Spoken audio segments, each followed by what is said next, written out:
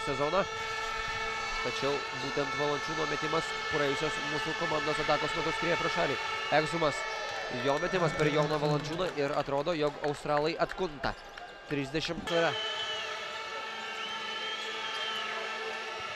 Motumas. 6 taškai jo sąskaitoje. Dante Egzumas, jaunasis australas, atakuoja iš toli, tačiau šiandieną jis yra apytuštis, žvelgiant į jo statistiką, viso labo 2 pelnyti taškai. Egzumas dar kartelį. Ir pataiko šį kartą Egzumas, 5.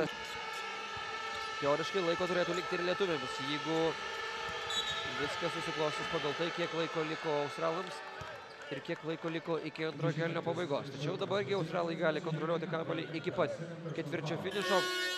Antrąjį kartą prasižengė Vasiliauskas, tačiau baudų metimai nebus metami. Viso labo 4. komandinė pražanga.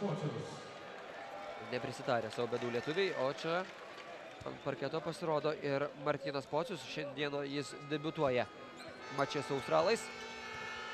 Egzumas.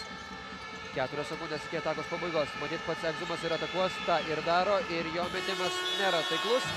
Tai kol kas šios dienos rungtynėse lietuviai palieka neprastą įspūdį. Ir stipri bei pajėgi